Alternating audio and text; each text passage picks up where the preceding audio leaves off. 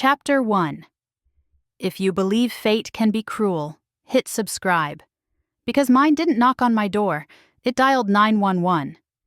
Night shift smells like burnt coffee, recycled air, and bad decisions. The city never really sleeps, it just calls me when it's having nightmares. My name's Tessa Holt, 27, professional chaos wrangler, 911 dispatcher, fluent in sarcasm and caffeine dependency. I've been doing this for 5 years. The headset's practically grafted to my skull. I handle screaming neighbors, heart attacks, ghost sightings, and occasionally a guy convinced his cat's a government drone. Spoiler, it wasn't. The cat was just judgmental. Being calm under pressure is my thing. Maybe because outside these walls my life is pure static. No family close, no boyfriend brave enough to date a woman who sleeps through daylight and jokes about morgue reports. But that night, the static changed frequency. It was 2:13 a.m., witching hour for the emotionally unhinged. Half the team was zoning out on their screens. My supervisor snored in her chair like a dying walrus. Then line 7 blinked red. Unknown ID. No GPS ping. Weird. I took a sip of cold coffee and hit connect. 911. What's your emergency? A pause. Just static, the kind that makes the hair on your arms stand up. Then a voice rolled through the line, deep, low, controlled, and shaking at the edges. There's been a mauling. My fingers froze over the keyboard. Sir, can you confirm animal or human injury? Depends on what you call human. That tone, calm, heavy, dangerous, like someone used to command but pretending to be ordinary. Location? Old freight yard. South perimeter. My stomach sank. The yard was off the grid. No cameras, no lights, technically outside city jurisdiction. Sir, are you in danger? Silence again. Then, a man's dead. I didn't mean... The line crackled. My monitor glitched, signal spiking like a heartbeat. Sir? Hello. And suddenly, I felt it. A thud behind my ribs, not mine. Heat blooming under my skin, like my pulse had picked up his rhythm. Sir, what's your name?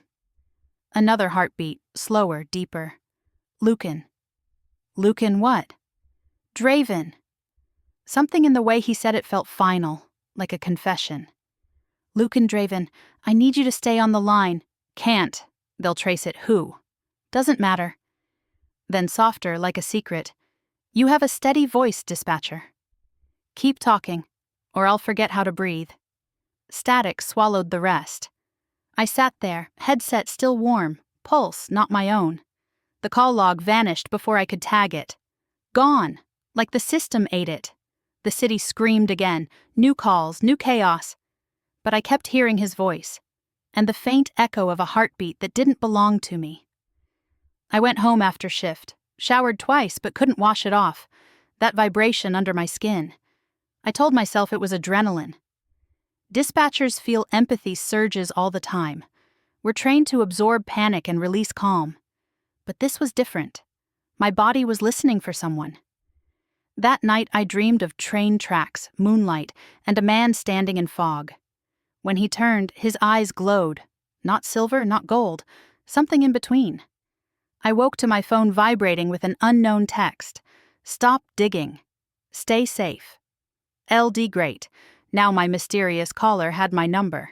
2 nights later, I was inhaling fries at the 24-hour diner across from the station when the door jingled.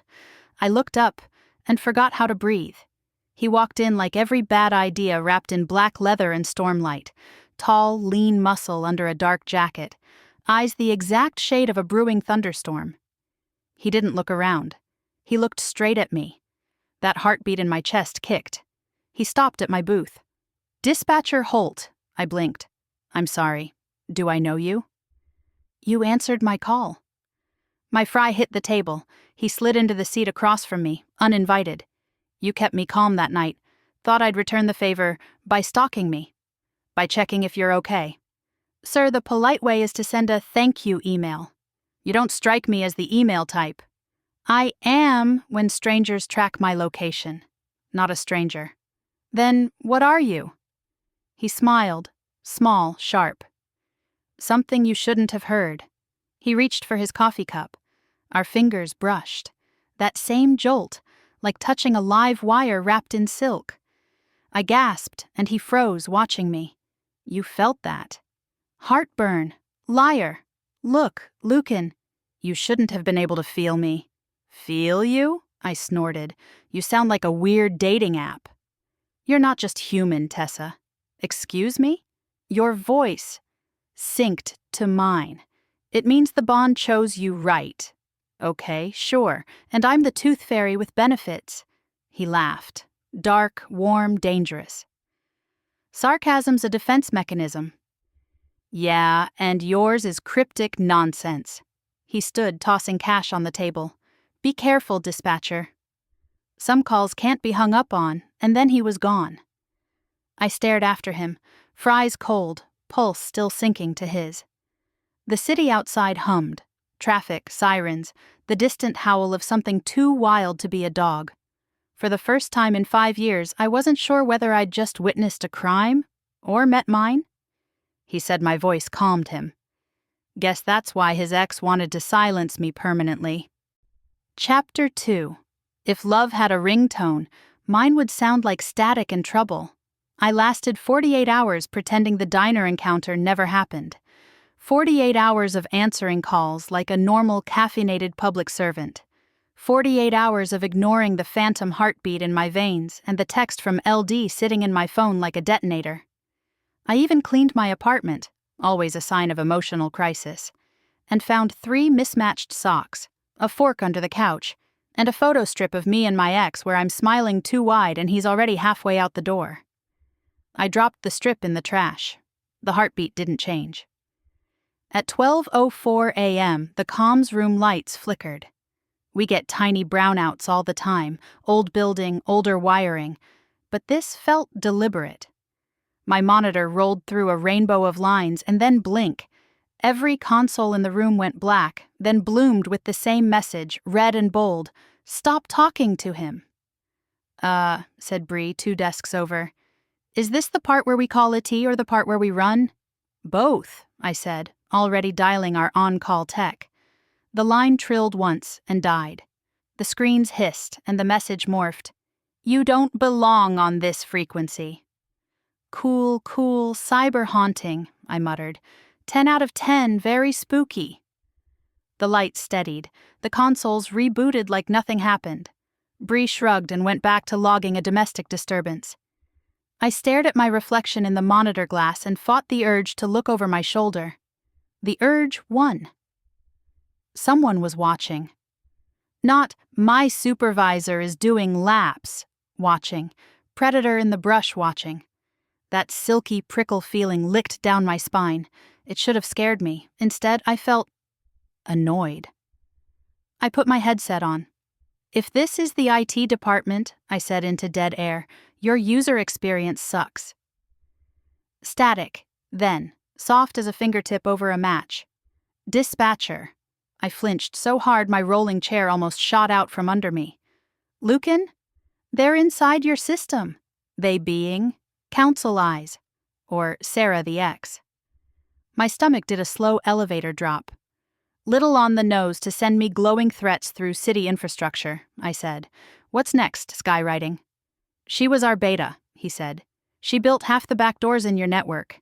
If she wants to yank the plug, she can. But she didn't. She just told me to stop talking to you. I swallowed, my mouth suddenly dry. Why me? A taut beat. Because she knows what we are. You keep saying we like I got a membership card in the mail.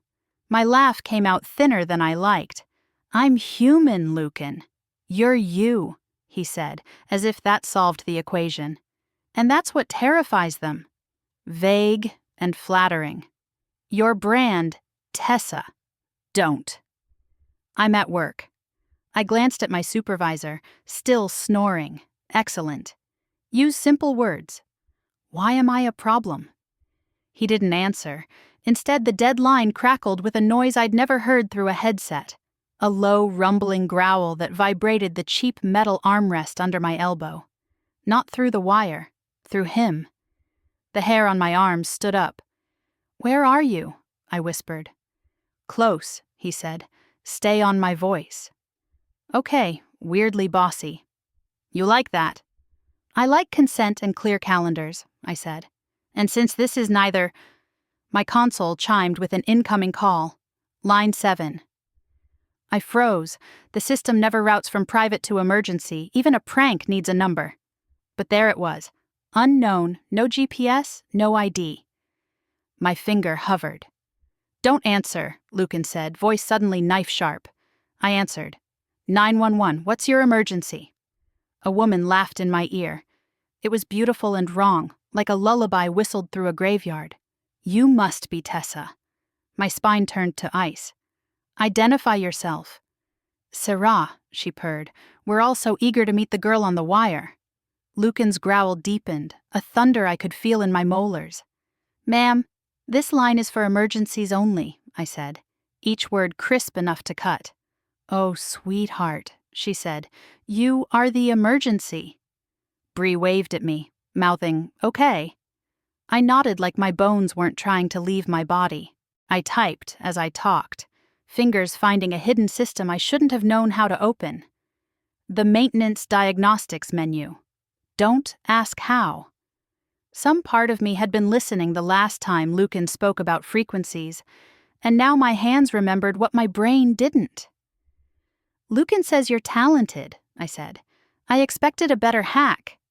"This isn't a hack," Sera said, amused. "It's a courtesy call. Then here's mine. Stay off my board." "Or what?" she asked softly. "You'll threaten to mute me?" "Darling, Alpha Command has lived in my throat." "I am the line." A tiny hum under her words made my pulse jerk, not just power aimed at me. Lucan's breath hit the mic hard. "Sera, enough! I told you," she said, with a lover's patience that was somehow worse than rage. "You don't get to replace me with a human toy and call it fate." "Fun narrative," I said brightly, "because humor is my Kevlar." "Truly." "But your insecurity is showing, and I'm fresh out of concealer," she hissed like I'd stepped on her foot. The room's lights dimmed, the screens floated with code, and then snapped back to normal like nothing had happened. "See you soon, dispatcher," she said. "Bring your headset." The line dropped. My hand left a damp print on the desk. I realized I'd been holding my breath and let it out slowly, then slower, letting my voice settle back into that soothing cadence I learned the first year on the job. Calm is contagious. Panic is too. "You still there?" I asked. "Always," Lucan said. "You handled her. Please." I checked my pulse. Still synced, still not entirely mine. That wasn't handling. That was not dying. "Most of surviving is not dying," he said. "You did well." Compliment, but my stomach still felt wrong. She called me human toy, like an insult. "She weaponizes whatever you give her," he said.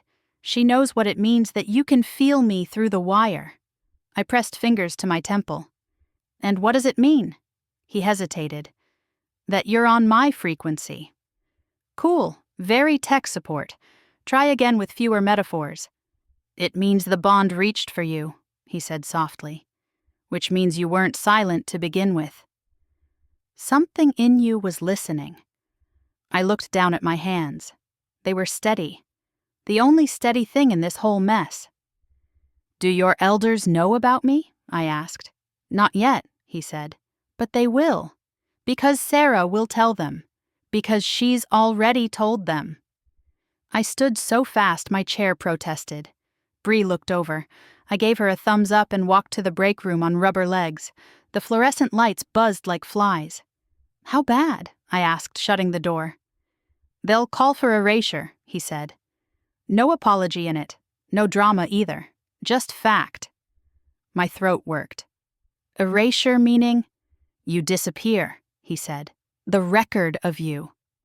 The blood of you, if needed." The air turned thin and bright. I leaned on the counter until the room stopped tilting. Right. Great. Love that. New fear unlocked, Tessa. "No." I squeezed my eyes shut. Don't do the protective alpha growl. Don't tell me to go to ground. I answer calls for a living. I don't hide from them. A beat. I could hear him smiling somehow. It hit the line as warmth. I'm not smiling, he said. You are. Fine. I am.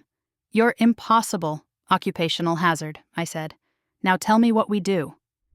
We? He repeated like it was a foreign word. You dragged me into your surveillance dungeon, Draven. Your ex writes love letters in binary. Your counsel wants to end my entire alphabet. We're past me. Another beat, and then his voice changed. The command there didn't push. It held. Okay, he said. We fortify your end of the line. English. I'll send you a patch, he said. It'll reroute your console through my private grid. Safer. Safer how? Sera can't see you if she's looking at me. She'll love that, I said dryly. You using your body as a firewall. She's already aiming for me, he said. Let her. I opened the fridge, stared at a yogurt I didn't remember buying, shut it again. This is going to get me fired. It's going to keep you breathing. Fair point. He sent the patch while I drained a bottle of water like it was anesthesia. The zip arrived as an innocuous update labeled Driver Audio Device. Cute. I installed it. The room hummed, then stilled.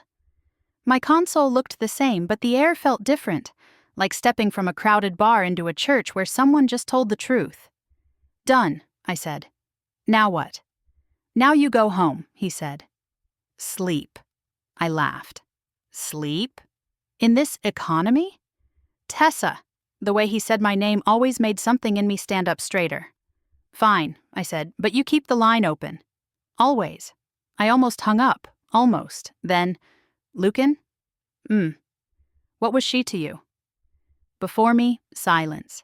Then, a mission that felt like a heartbeat. Until it didn't. That's not an answer. It's the only one that won't hurt you, he said. Yet. We stayed on the wire, not talking, listening to each other breathe. It was intimacy stripped of everything but sound. It should have embarrassed me. Instead, it steadied me more than any training ever had. At 3:41 a.m., a call came through, real one this time. A security guard reported a large animal near the river promenade. Too big for a dog, too fast for a person. I patched units and kept my voice smooth. After I cleared, I didn't say the obvious. Don't come, Lucan said anyway. It's not me. What is it? A message. I checked the incident notes when it closed. No injuries. Just claw marks raked into the railing. Too clean, too deliberate. When I zoomed the attached photo, I saw it. A pattern scratched into the metal. Not letters.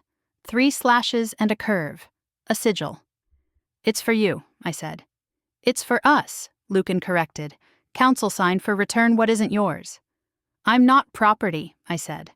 The words came out like a blade. I know, he said. That's why they're afraid. At shift's end, I stepped into dawn that smelled like wet concrete and old pennies. The city stretched, yawned, pretended not to be haunted. My phone buzzed with an unknown address and a single line. Door code 0711, if you want answers. LD, I should have gone home. I should have showered, slept, pretended I was the kind of woman who didn't follow strange men into strange buildings, because her wolf, God, her wolf, was humming under her skin like a switchblade on a tuning fork. Instead, I went. The building was a defunct telecom exchange down by the river, brick, boarded windows, weeds like bad ideas. The keypad bleated when I entered the code. The metal door clicked. Inside, the hall smelled like dust and cedar. At the end, a steel door stood ajar, light bleeding through the crack. I pushed it wider. Screens, maps, wires running like veins across concrete, and in the middle of it, Lucan, jacket off, sleeves rolled, forearms inked with thin lines that weren't tattoos so much as coordinates. He didn't turn. He didn't need to. Welcome to the other side of the line, dispatcher. That patch you gave me, I said, letting the door shut. It didn't just reroute my console. No, it marked me. Now he turned, and the storm in his eyes had gone from brewing to breaking. It warned my enemies, he said, and it told my allies the truth. Which is? He stepped closer until the hum between us wasn't metaphor anymore. It was a thing we stood inside. He lifted his hand, didn't touch me, didn't need to. That you're mine, he said quietly, and I am very much yours. A slow clap came from the catwalk above us. We both looked up. Sera stood on the grated stair, lit by a silver work light, braid tight, smile tighter. 2 wolves in human skin flanked her, eyes pale and hungry. Adorable, she said. A private tour. Lucan's body went still. Sera. Alpha, she replied sweetly. Shall we show your human how we end unauthorized broadcasts? I didn't even have time to reach for the pepper spray in my pocket before she flicked her fingers. The room went dark, and the door behind me locked with a sound like a final heartbeat. Chapter 3. They say every voice carries a frequency. Mine? Apparently fatal attraction. The lights died, one after another, until the room breathed darkness. Somewhere above me, Sera's boots clanged against the metal grating, measured and confident. Lucan's hand brushed mine. Only then did I realize how loud my own pulse had become. Stay behind me, he said. Sure, I whispered, because that worked great for your last girlfriend. Tessa! But sarcasm was all I had between me and terror. If I stopped talking, I'd start screaming. Sera's voice sliced through the dark, sing-song and venomous. Do you know what's funny, dispatcher? You keep calling him. But he's been calling you long before that night. Not possible, I said. I screen my stalkers. She laughed softly. Oh, sweet girl. Wolves don't use phone lines. We use bloodlines. A cold chill slid through me. Lucan growled, a deep, warning rumble. Sera, enough. You brought her here. She deserves to know what you made her. Made me? I hissed. Sorry, what? Did I miss a midlife transformation somewhere between trauma and coffee addiction? Sera's voice echoed closer now. He bonded you. Without ceremony. Without permission. The moment he let you feel him through the line, your soul answered back. Lucan moved fast. 1 second he was beside me, the next in front of me, voice low and dangerous. Stop talking! Or what? She taunted. You'll kill me like the others? The darkness exploded into motion. A thud, a snarl. Sparks flared from the server racks, briefly painting the room in hellish red. Lucan and Sera collided mid-air. His strength, her speed. The sound wasn't human, metal bent. The air burned with ozone and fury. I ducked, crawled behind the nearest console, fumbling for my phone. No signal. Figures. The fight crashed across the floor, growls, shattering glass, the heavy thump of bodies hitting steel. Then, silence. Too much silence. A whisper brushed my ear. Still there, dispatcher? I spun, heart slamming against my ribs. Sera was crouched inches away, one hand pressed against her bleeding side, the other holding a blade that glowed faintly silver. Pretty thing, she purred. Do you even know what he is? Let me guess. Not great at commitment? She smiled, blood on her teeth. Alpha of this city's surveillance pack, the Draven enclave. Every call, every signal, every voice you hear, they all pass through him. So what? He's Big Wolf brother? Her laughter rang like broken glass. He's a god among mutts, and you're just his echo. Wrong, I said. My hand found the portable dispatch radio on the table. I'm the one with a headset. I slammed the emergency channel open. Station 911 to all units, I said, voice steady despite the tremor in my chest. Code black at Old Telecom Yard. Repeat, code black. The frequency pulsed blue for a split second. Lucan's voice bled through the interference. Tessa, cut the feed. Working on it. Sera lunged. I ducked under the swing of her blade and swung the radio hard. Plastic shattered. Sparks flew. The burst of electricity caught her mid-lunge. She screamed, stumbled, and hit the floor. Lucan was on her in seconds, pinning her down. His eyes glowed like molten silver. Enough, he growled. You can't protect her forever, Sera spat. The council's coming. They want their toy back. Lucan's jaw flexed. She's not their anything. Then she's your downfall. He didn't answer. The glow in his eyes dimmed. When it was over, Sera lay unconscious, breathing shallowly. Lucan pulled me upright. You shouldn't have come here, he said again, voice rougher now. Yeah, you mentioned that, I said. But since your ex just tried to kill me with her lightsaber knife, maybe stop inviting her to team meetings. Despite everything, blood, chaos, the faint scent of ozone, he huffed a laugh. You're impossible. Occupational hazard, I said. So, are you going to explain what the hell a bond without permission means? He met my gaze, expression unreadable. It means I felt you before you felt me. The night of the call, I was half-shifted. The pack network runs through sound, scent, instinct. You spoke, and my wolf, he paused, jaw tightening, answered. Your wolf answered? It claimed you, without asking. Wolves don't ask. I stared. That's a terrible dating strategy. It wasn't meant to happen. Well, it did. I crossed my arms. So now what?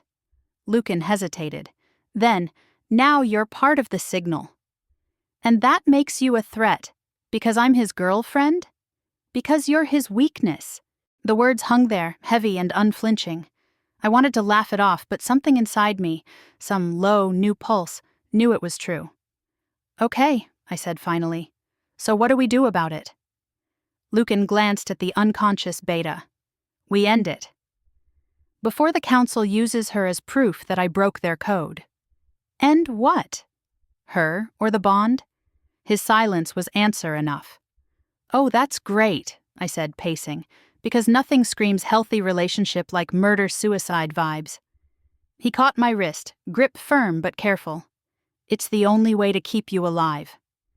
I'm done being kept, I snapped. If you think I'm just going to fade quietly into witness protection while you go all noble sacrifice, you don't know me at all. He stared at me for a long moment, then slowly smiled. There she is. Sirens wailed faintly outside. The human kind. Lucan turned toward the sound. She called them. We have minutes. Then let's move. He grabbed Sera's blade, wiped it clean, and handed it to me. Silver edge. Cuts through both flesh and lies. Great sales pitch. You'll need it. We slipped out through the back exit, the alley slick with rain and neon reflections. As we ran, I asked the question clawing at my chest. If the council's that powerful, why not expose them? You have evidence, surveillance, logs, everything. Lucan's laugh was bitter. You think humans want proof monsters exist? They'd burn the city down to feel safe again. I thought of my headset, of the hundreds of voices that called me every night begging for help. And for the first time, I wondered how many of them weren't human at all. We reached the street just as squad cars rounded the corner. Lucan glanced back. They're too close. Split up. No way. Tessa. Not this time. You said the bond makes us stronger, right? Then use it. He hesitated, and that was all it took. The floodlight hit us both, white and blinding. Freeze! An officer shouted. Lucan stepped forward, hands raised. Let me talk. The air shimmered. Heat, power, command. I watched as the officer's expressions went slack, eyes glassy, weapons lowering. You will remember nothing, Lucan said softly. No one was here. They nodded like puppets and climbed back into their cars. Engines started. The convoy rolled away. My jaw dropped. Did you just Jedi mind trick the police? He exhaled shakily. Not exactly. Alpha influence only works on minds that want to obey, I stared. That's terrifying. That's survival. He glanced at me, expression unreadable. And it won't last. The council will send more. Smarter. Then we send something louder, I said. Louder? I smiled. You said you control the network. I work dispatch. Let's hijack the line. Lucan blinked. You want to broadcast a message to both worlds? Yeah. I tightened my grip on the silver blade. Let's make sure everyone hears the truth before they decide who to kill. He studied me for a long, quiet moment. Then, slowly, he nodded. "You're out of your mind. Welcome to the late shift." Chapter 4.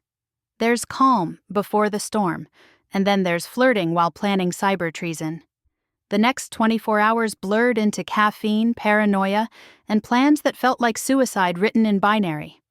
Lucan didn't sleep. Wolves rarely do when hunted. He paced my apartment like a caged voltage, the faint sound of claws clicking on my floorboards when he forgot to hide the shift. I sat cross-legged on the couch with my laptop open and a half-eaten bag of pretzels, explaining the human logistics of not getting caught. "City dispatch servers back up every 3 hours," I said. "We get a 10-minute maintenance window at 2 a.m. That's when we slip in." He studied the diagrams I'd scribbled on sticky notes and walls. "You're frighteningly good at this. Occupational hazard." "It's my job to find loopholes before panic does and to talk people down." "Only if they're human," I said, side-eyeing him. "You growl, I hang up." He smirked, but the tension in his shoulders didn't ease. The bruises from the fight still marred his ribs, golden light pulsing under the skin where the healing couldn't quite finish. We waited for night to fall. When it did, we moved. The city breathed neon. The rain had started again, slicking the streets in mirror shine. We parked 3 blocks from the dispatch tower, the car smelling like wet leather and adrenaline. "Once we're in," I said, checking the fake ID clipped to my belt, "we've got 10 minutes to access the central console, upload the packet, and reroute the broadcast. And then we hope your ex doesn't decide to live stream a murder." Lucan's mouth curved. "You're infuriating when you're brave." "I'm infuriating all the time," I said, pushing open the door. Inside, the tower was asleep. The security guard at the front desk was half-watching reruns, oblivious as we took the service stairs up to the server level. Every sound felt too loud. The hum of machines, the slap of my boots, the echo of his breathing. We reached the top floor, and I swiped my badge. The lock clicked. Rows of humming cabinets stretched before us, red lights blinking like the world's most judgmental Christmas display. "Home sweet home," I whispered. Lucan brushed my shoulder, gaze sweeping the aisles. "Show me where to start." I pointed at the central console. "That one."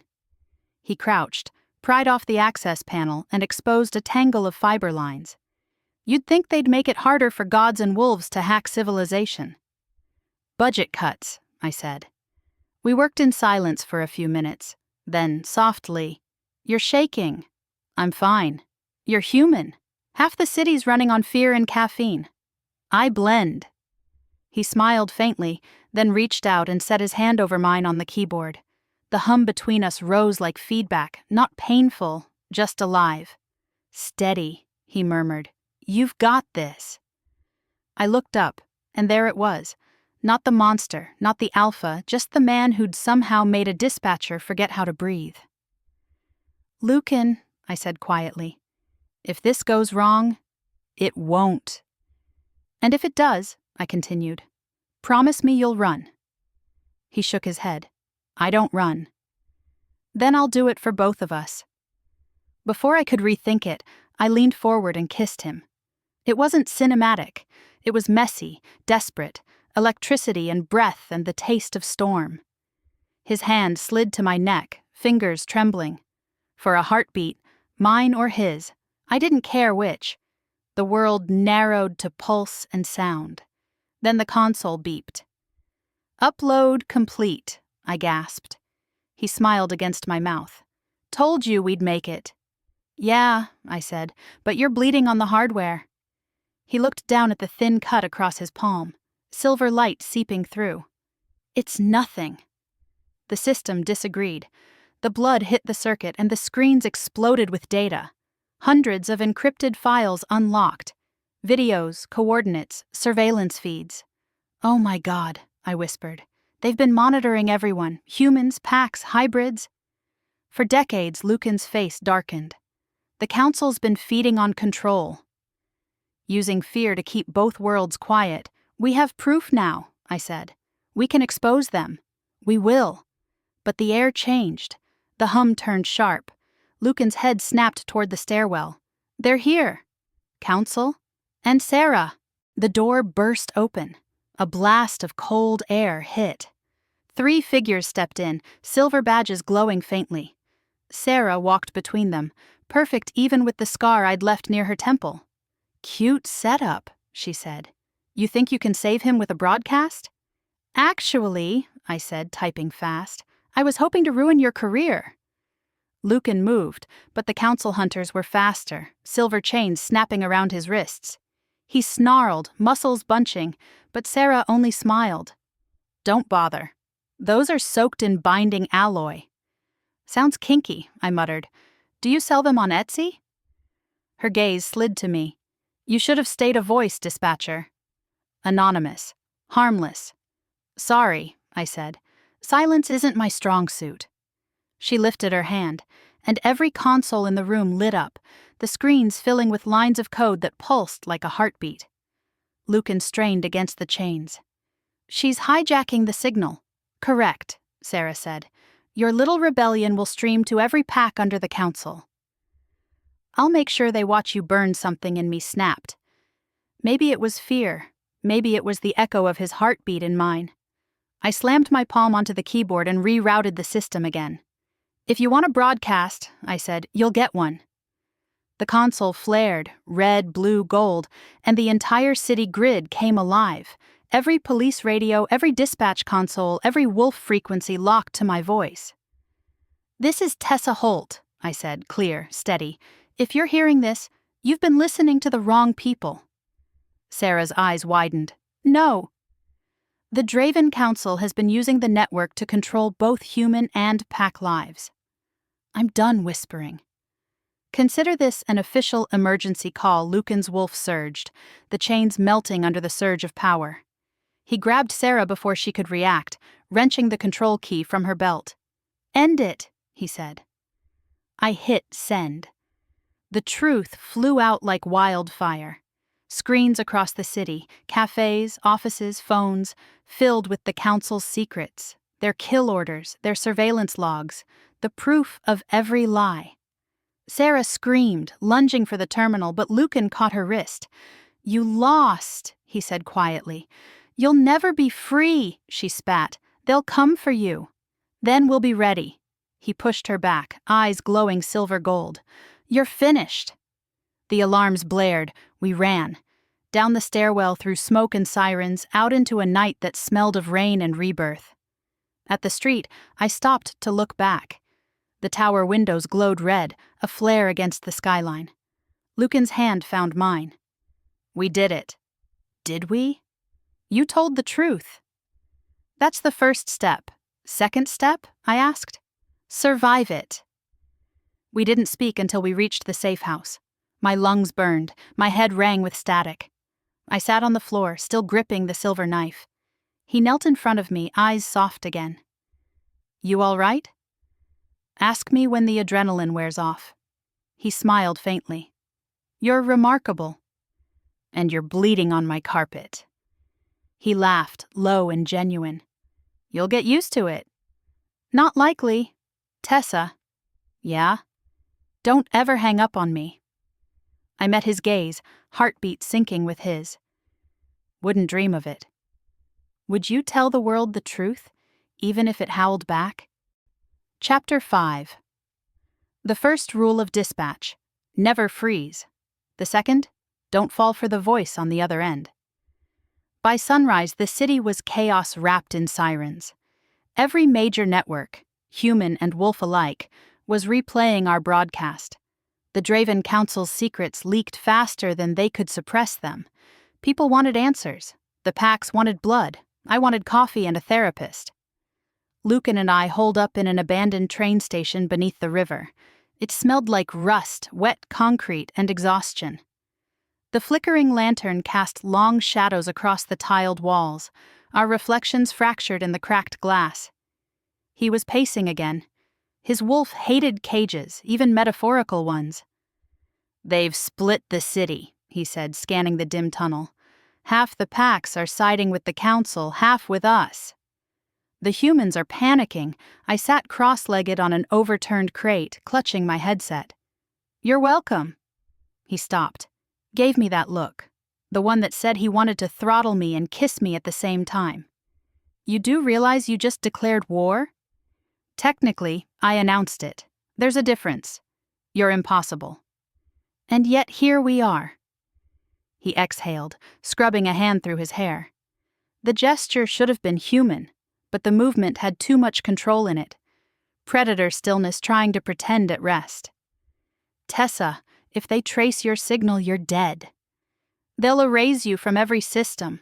Records, existence, everything." "I've been half invisible for years," I said. "Might as well go all the way." His jaw tightened. "Don't joke about this." "I'm not. I'm compartmentalizing. It's a survival thing. You brood, I banter, it's balance." He glared. "You're not funny." "Lie better," I said, smiling just enough to make his eyes darken. The silence between us stretched, thick and heavy. Somewhere above the city rumbled, trains, thunder, or the start of something worse. Finally, he said quietly, "When I first heard you, before I even knew your name, it was like the world went quiet, like the frequency I'd been living on suddenly matched something alive." My throat tightened. "You make that sound almost romantic." "It's not." "It's dangerous. Then why tell me?" "Because you deserve the truth before the world turns on us." "Before?" I asked. "Pretty sure that ship sailed, capsized, and filed for insurance." That earned a small, reluctant laugh. "You drive me insane." "Good," I said softly. "Insanity's less lonely." The lantern flickered. For a second the room felt smaller, his shadow across the tiles, mine caught inside it. He moved closer, careful, like approaching a live wire. "You shouldn't have come back to the tower," he murmured. "You could have walked away." "Walked back to what? A night shift and a paycheck that barely covers rent?" I met his gaze. "You keep saying I shouldn't have." "I'm starting to think you're afraid I did." "Of course I'm afraid." His voice dropped lower, rougher. "Every instinct I have says protect you, but you won't stay behind the line." "Then maybe stop drawing one." He stopped pacing. The bond pulsed, low, warm, like thunder inside my chest. The space between us shrank until his breath brushed my skin. "You're shaking again," he said. "Probably caffeine withdrawal." "Probably not."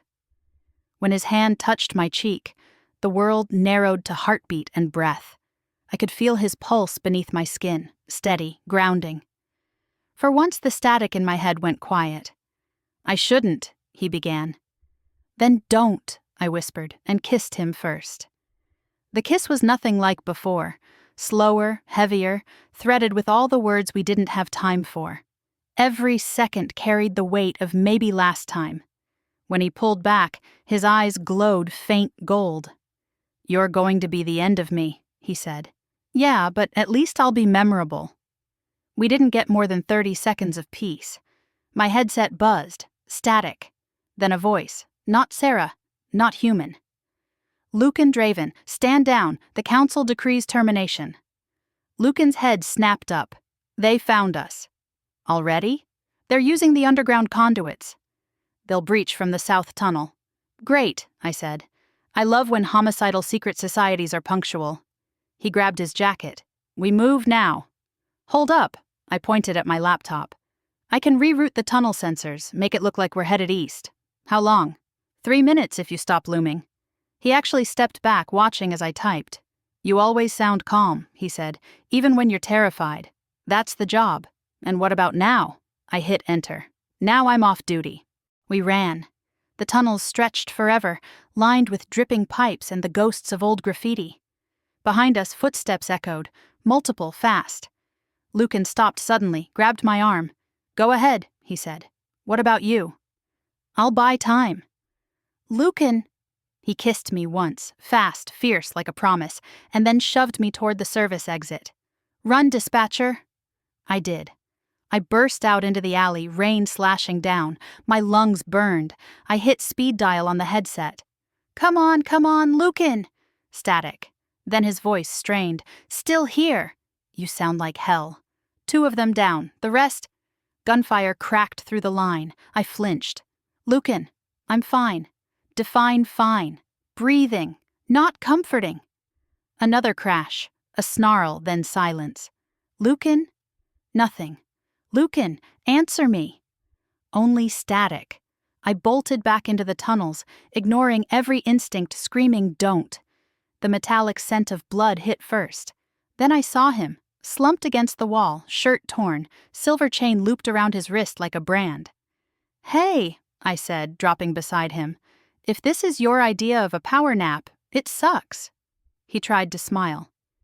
Did you reroute? Yeah, I said, tearing a strip from my sleeve to staunch the bleeding. I also redirected the council's tracker ping to the harbor. They'll be chasing ghosts for hours. Smart, he murmured. Don't sound so surprised. Never. His eyes fluttered. I slapped his cheek lightly. Hey, none of that dying nonsense, you hear me? You'd miss my voice.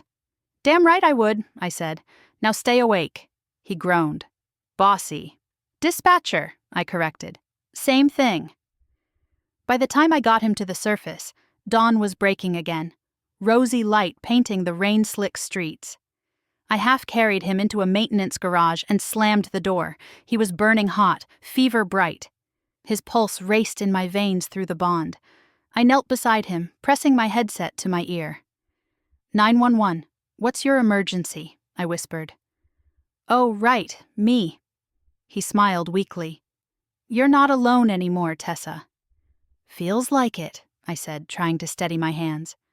No, he whispered. You've got my pack now. The ones who chose truth. Does that mean we're winning? Not yet, he said. But you gave them a voice. That's more than any alpha ever did. He drifted halfway into sleep. I brushed wet hair from his forehead, my heart pounding. Outside, sirens wailed. Not council ones, city ones, human. The line between worlds was gone now, tangled and messy, and I wasn't sure anyone could separate it again. I took his hand, holding it tight. You said once that wolves don't ask, I murmured. So I'm asking for both of us. Stay. His eyes opened, faintly glowing. Always. The headset crackled again. A voice, familiar, distorted, cut through. Nice speech, dispatcher. You really think a broadcast can save a monster? My blood ran cold. Sera, you can't hide forever. The council may fall, but I'm still here, and I've got your frequency. Her laugh echoed, then the line went dead. I looked at Lucan. She's alive. He nodded grimly. Then so's the war. Outside, the morning broke fully, light spilling through the cracks in the door. I squeezed his hand once, felt the pulse answer mine. Whatever came next, we were on the same frequency now.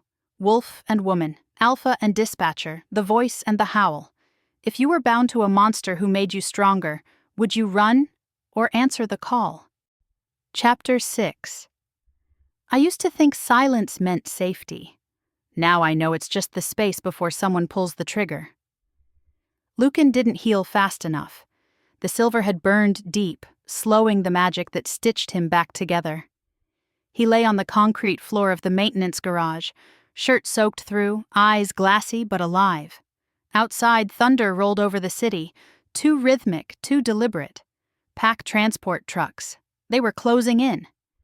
3 vehicles, he rasped. South entrance. 10 minutes, I pressed a hand to my headset, scanning the frequencies. They're broadcasting encrypted orders. Sera's directing them. You can't stop her, Tessa. Can't? I smiled thinly. That's not in my dispatch vocabulary. He tried to rise, wincing. They'll kill you if they catch you. Then I won't get caught.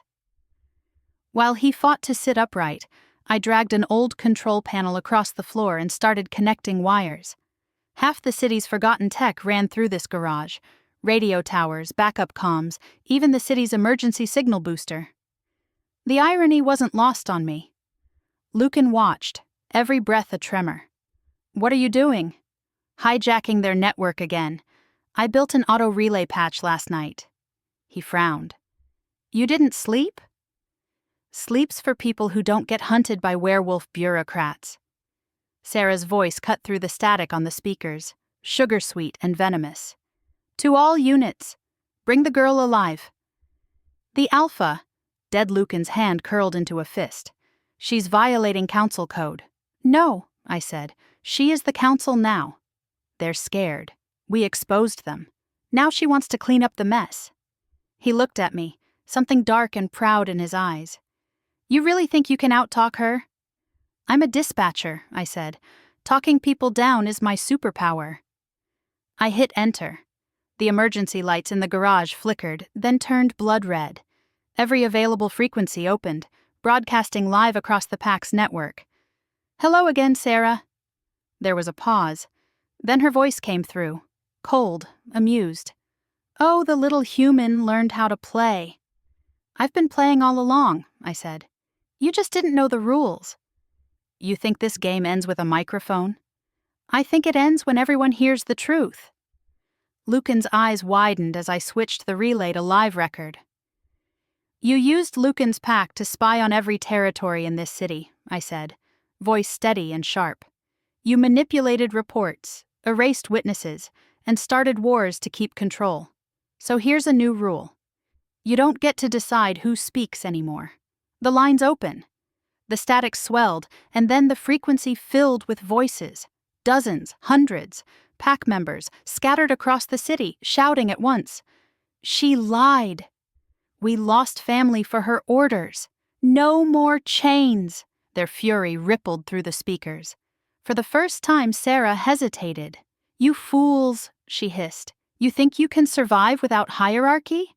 "Hierarchy," I shot back. "You mean fear?" "Yeah, we're done with that." I turned to Lucan. "Ready?" He nodded weakly. "You sure about this?" "Not even remotely." I flipped the last switch. The relay surged, sparks jumping from the panel. My laptop screamed as the processors overheated, but the broadcast kept running. Sera's voice distorted into a howl of static, and then faintly another sound underneath, claws on pavement. Lucan's head snapped toward the door. "She's here." The steel door burst open. Sera strode in, flanked by two wolves half-shifted, their eyes burning silver. She looked immaculate, until you saw the blood crusted at her hairline, a souvenir from the tower. "You never learn," she said softly. "He's bleeding out. You're shaking, and you still think you can win with words." "Words built empires," I said, "and yours just fell." "Then let's end the broadcast, shall we?" She raised her hand and her wolves lunged. Lucan moved first, despite the pain. His wolf surged, claws shredding the chain still half-fused to his wrists. The impact rattled the room. "Run!" he shouted. "Not happening!" I slammed the emergency breaker, flooding the garage with raw energy. The radio tower outside groaned to life, the hum rattling my teeth. Sera hissed, stepping toward me. "You don't know what you're unleashing." "Yeah," I said. "Neither did you." The tower's amplifier overloaded. Light burst through the windows, bright and electric. The surge hit every open frequency, wolf, human, and otherwise, and carried one sound, the truth. Sera's scream was lost in the feedback. Her wolves collapsed, writhing as their connection to her severed. Lucan staggered, his body caught between man and beast, but he held the line, literally gripping the cable that connected the broadcast to the power grid. "Tessa!" he shouted. "Cut it! I can't! You'll burn! So will she!" Sera lunged. I swung the silver blade Lucan had given me days ago, catching her across the chest. She froze, shock flashing across her features. "You're one of us," she gasped. "No human could—" "Guess your intel's outdated." She crumpled, her blood sizzling where it hit the concrete. Lucan dropped the cable, panting, smoke rising from his hands. The lights died. Silence fell. The connection was gone. The broadcast was over. but it had worked. I looked down at Sera's motionless form, then back at him. "Is it done?" He nodded. "The council's dead. What's left will scatter, and the packs." "Free," he said simply. I sank to my knees beside him, exhaustion hitting all at once. "You almost died. You almost burned the world. Fair trade." He laughed, weak but real. "You really are impossible. And you really like saying that." He reached up, cupping my cheek with a trembling hand. "Tessa Holt. My dispatcher. My disaster. Yours," I said softly, "always." Outside, the first real dawn broke. No sirens, no static, just quiet. He stood wincing, then offered me his hand. "What now?" I smiled. "We rebuild. A network for everyone this time. Wolves, humans, hybrids, no secrets, no hierarchy. And if someone calls for help..." I lifted my headset from around my neck, the symbol of everything that started it all. "Then we answer." He smiled faintly. "Tessa?" "Yeah?" "Don't ever hang up." I kissed him once more, slow and steady, our pulses sinking through the bond. And when the next emergency call came through, unknown ID, faint heartbeat on the line, I smiled and said, 911, what's your emergency?" Because fate never stops calling. But this time, I was ready to answer. He said my voice calmed him. Guess that's why his ex wanted to silence me permanently. Too bad I upgraded to surround sound. Epilogue. They say when one signal dies, another wakes. Turns out, you can start a new world on a broken line. 6 months later, the city has a heartbeat again. The news calls it the frequency war. Humans think it was some massive cyber attack. Anonymous hackers leaking government surveillance. The wolves know better. We call it the night of the howl, the night the pack stopped hiding, stopped kneeling. And me? I call it Tuesday. I still work nights. Only now my headset links to something bigger than dispatch. A hybrid emergency network run by wolves and humans, built from Lucan's shattered system. We call it the open line. When people whisper about it, they say, if you call during the full moon, someone always answers. They're right. That someone is me. Lucan says it's poetic justice. The woman who once answered for everyone else now runs the line that saved both worlds. He still can't sit still. Half alpha, half night watchman, he prowls the rooftop garden above our new HQ, talking in low tones to packs across the country. Sometimes I'll look up from my console and catch him in the glass reflection. Eyes gold, smile small, always listening. And sometimes, when he's close enough, I still feel the hum, the bond that began through static and blood. It's quieter now, not constant. Just there, like background music you forget to turn off because it feels like home. The world's adjusting, slowly. Some humans still fear what we are. Some wolves resent what we built. But others, they call in, they ask for help. And when they do, I answer. 911, what's your emergency? Sometimes it's a human heart breaking. Sometimes it's a wolf losing control. Sometimes it's both. And sometimes it's Lucan calling in from the other side of town just to say, checking if my voice still calms you. It always does. He still hates paperwork. I still tease him about it. We fight about coffee flavors, patrol routes, and which one of us should actually be in charge. Spoiler, it's me. Because as I told him the night the council fell, I'm not his weakness, I'm his upgrade. There's a silver bracelet around my wrist now, a thin band made from the melted remains of his chains. Lucan forged it himself, said it's to remind him that power should never feel like ownership. It catches the moonlight whenever I reach for the headset, and every time it does, I smile.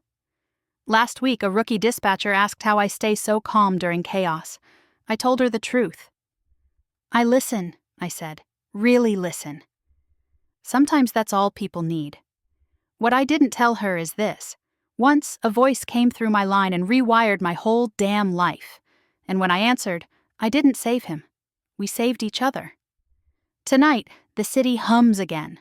Low, steady, alive. Lucan leans in the doorway, shirt half-buttoned, grin lazy. "You're still on shift?" "Always," I say. "Trouble doesn't clock out." He smirks. "Neither do I." And as the night deepens and the world holds its breath, I put my headset back on and whisper, "Stay on the line, Alpha." "Always," he said. My voice calmed him. Guess that's why his ex wanted to silence me permanently. Too bad I became the frequency she could never cut. If you believe fate can be cruel, hit subscribe. Because some calls aren't accidents, they're destiny dialing in late.